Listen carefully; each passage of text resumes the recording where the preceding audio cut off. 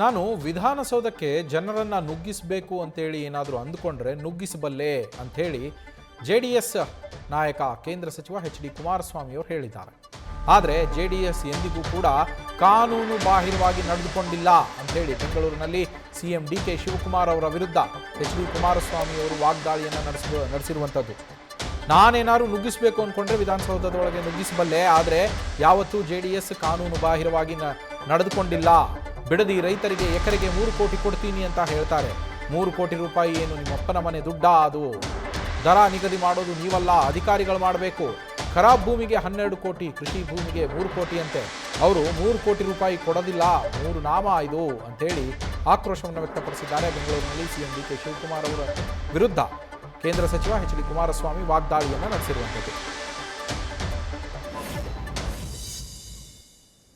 ಈಗಲ್ಟವನ್ನ 70 ಎಕರೆ ಸರ್ಕಾರಿ ಭೂಮಿ, ಖರಾಬ್ ಭೂಮಿ ಏನ್ ರೇಟ್ ಫಿಕ್ಸ್ ಮಾಡೋರೆ ಸರ್ಕಾರದ ವತಿಯಿಂದ 10 ವರ್ಷದಿಂದ 12 ಕೋಟಿ ಎಕರೆಗೆ ಫಿಕ್ಸ್ ಮಾಡಿರೋದು.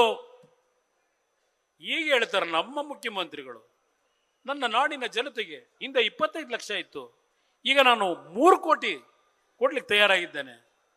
ಏನು ನಿಮ್ಮ ಅಪ್ಪನ ಮನೆ ದುಡ್ಡ 3 ಕೋಟಿ? ಯಾರು ನಿನಗೆ ಪವರ್ ಕೊಟ್ಟಿರೋದು? ಯಾರು ಕೊಟ್ಟಿದ್ದಾರೆ ಪವರ್ನ? ಕೊಟ್ಟಿರೋದು ಯಾರು ಪವರ್? ಆ ದುಡ್ಡನ್ನ ನಿಗದಿ ಮಾಡೋದು ರಾಜ್ಯದ ಮುಖ್ಯಮಂತ್ರಿ ಅಲ್ಲ. ಯಾವ ಅಧಿಕಾರಿಗಳಿಗೆ ಕೊಟ್ಟಿದ್ದೀರಿ ಅಧಿಕಾರ ಈ ಒಂದು ಕಾರ್ಯಾಂಗದ ವ್ಯವಸ್ಥೆ ಒಳಗೆ? ಆ ಅಧಿಕಾರಿ ತೀರ್ಮಾನ ಮಾಡೋದು. ಆ ಅಧಿಕಾರಿಗಳನ್ನ ಇಟ್ಕೊಂಡೆ ಆ 70 ಎಕರೆ ಖರಾಬ್ ಭೂಮಿಗೆ ನೀವು ಎಕರೆಗೆ 12 ಕೋಟಿ ಫಿಕ್ಸ್ ಮಾಡಿದ್ರೆ ಬಿಡದಿ ನಿಮ್ಮ ರೈತರು, ನಮ್ಮ ರೈತ ಬಂಧುಗಳು ಇಲ್ಲಿ ಕೂತಿದ್ರಿ, ನನ್ನ ತಾಯಂದ್ರು ಬೆವರು ಸುರಿಸಿ ಆ ಒಂದು ಭೂಮಿಲಿ ಬದುಕಿದಿರಲ್ಲ.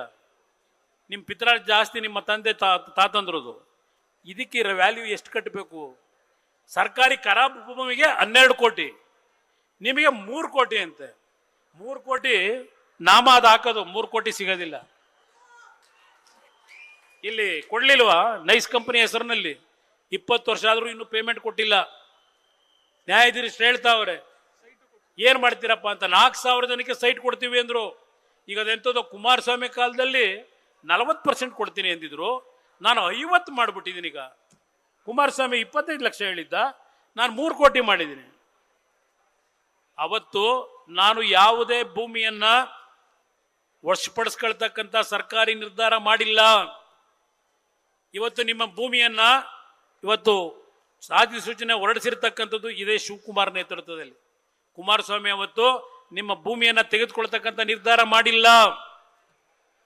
ಅದು ಒಂದು ಪ್ರಪೋಸಲ್ ಇಟ್ಟಿದ್ರು, ಯಾವ ಟೌನ್ಶಿಪ್ಗಳು ಬೇಕು ಅಂತ ಹೇಳಿ 5 ಟೌನ್ಶಿಪ್ ಕೊಟ್ರಲ್ಲ ನೈಸ್ ಕಂಪನಿ ಮಹಾನುಭಾವನಿಗೆ. ಎಲ್ಲಿ ಮಾಡಿದ್ದಾನೆ ಟೌನ್ಶಿಪ್ನ? ಆ ಹಿನ್ನೆಲೆಯಲ್ಲಿ ಕೆಲವು ಪ್ರಪೋಸಲ್ಗಳು ಪ್ರಾರಂಭ ಆಯಿತು. ಅದಕ್ಕೆ ಕಾರಣ ಕೇಂದ್ರದಲ್ಲಿ ಕಾಂಗ್ರೆಸ್ ಸರ್ಕಾರ ಯಾವೊಂದು SEZ ತರಬೇಕು ಅಂತ ಹೊರಟರು. 60 ದಿನದಲ್ಲಿ ಎಲ್ಲ ರಾಜ್ಯದ ಮುಖ್ಯ ಕಾರ್ಯದರ್ಶಿಗಳಿಗೆ ಪತ್ರ ಬರೀತಾರೆ SEZ ಮಾಡ್ತಕ್ಕಂಥದ್ದು. ಇದೆಲ್ಲ ಬಹಳ ಇಶ್ಯೂ ಇದೆ ಮಾತಾಡೋದಕ್ಕೆ. ಇದರ ಇವತ್ತು ಏನು ನೀವು ಬಂದಿದ್ದೀರಿ ಇಲ್ಲಿ, ನಾನು ಪೊಲೀಸ್ನವ್ರಿಗೆ ಹೇಳ್ತೇನೆ, ಬೇರೆ ಪಕ್ಷದ ರಾಜಕಾರಣಿಗಳ ತರ ಬಂದ್ಬಿಟ್ಟು ನಾವೇನೋ ಉಲ್ಲಂಘನೆ ಮಾಡಿ ವಿಧಾನಸೌಧ ಮುತ್ತಿಗೆ ಹಾಕ್ತೀವಿ, ಮುಖ್ಯಮಂತ್ರಿ ಮನೆ ಮುತ್ತಿಗೆ ಹಾಕ್ತೀವಿ ಅಂತೇಳಿ ನಮ್ಮನ್ನು ಅರೆಸ್ಟ್ ಮಾಡಿ ಪೊಲೀಸ್ ವ್ಯಾನಲ್ಲಿ ಕೂರಿಸ್ಕೊಂಡು ಅಲ್ಲೆಲ್ಲೋ ಆ ಕಡೆ ಮೂಲಿಗೆ ಕರ್ಕೊಂಡು ಬಿಟ್ಬಿಡಿ ಅಂತ ಹೇಳಿ ನಿಮ್ಮ ಮುಂದೆ ನಾವು ಹೇಳಿಲ್ಲ. ನುಗ್ಸೋದಾದ್ರೆ ನುಗ್ಗಿಸ್ಬಲ್ಲೆ, ವಿಧಾನಸೌಧಕ್ಕೆ ನುಗ್ಗಿಸ್ಬಲ್ಲೆ. ನೀವೇನ್ ತಡೆಯಲಿಕ್ಕೆ ಸಾಧ್ಯ ನೋಡೇ ಬಿಡ್ತೀವಿ.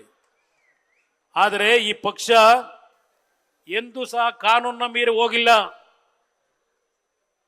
ಕಾನೂನು ತಲೆಬಾಗಿದ್ದೇವೆ. ಬರೀ ಇದೊಂದು ಇಶ್ಯೂಗಳಲ್ಲ, ಯಾವ ರೀತಿ ಕಾನೂನಿಗೆ ತಲೆಬಾಗಿ ನಡ್ಕೋತಾ ಇದ್ದೇವೆ. ನಮ್ಮ ಹೃದಯದಲ್ಲಿರ್ತಕ್ಕಂಥ ನೋವು, ನಮ್ಮ ತಂದೆ ಹೃದಯದಲ್ಲಿರ್ತಕ್ಕಂಥ ನೋವು, ಈ ಬಿಡದಿಯ ಪಾದಯಾತ್ರೆ ಶುರು ಆಗ್ತಿದ್ದಂಗೆ ಈ ವಿಷಯವನ್ನು ಡೈವರ್ಟ್ ಮಾಡಲಿಕ್ಕೆ ಏನೇನು ಮಾಡಿದ್ದೀರಿ ಶಿವಕುಮಾರ್? ನನಗೇನು ಗೊತ್ತಿಲ್ಲ ಅಂತ ತಿಳ್ಕೊಂಡಿದ್ದೀರಾ? ಅದೆಂಥದ್ದು ಅವರ PSಗಳು PAಗಳು ಇರ್ತಾರಲ್ಲ, ಒಂದು 500 ರೂಪಾಯಿ ಕೊಟ್ಬಿಟ್ರೆ ಏನು ಬೇಕಾದ್ರೂ ಕೊಡ್ತಾರೆ ಅಂತ ಹೇಳೋದೇನಪ್ಪ ನೀನೆ? ನಿನ್ನ ಹಿಂದೆ ಮುಂದೆ ಇರೋರೆ ನಮ್ಗೆ ಹೇಳೋರು ಅವರೇ, ನೀವೇನೇನು ಮಾಡ್ತೀರಿ ಪ್ರತಿದಿನ ಅಂತ ಹೇಳಿ. ಆ ಅಭಿಮಾನ ಇಟ್ಟಿರೋ ಜನ ಇದ್ದಾರೆ, ದುಡ್ಡುಗಲ್ಲ. ನ್ಯೂಸ್ ಫಸ್ಟ್ ನಿರ್ಭೀತಿಯಿಂದ ನಿಮ್ಮ ಪರವಾಗಿ.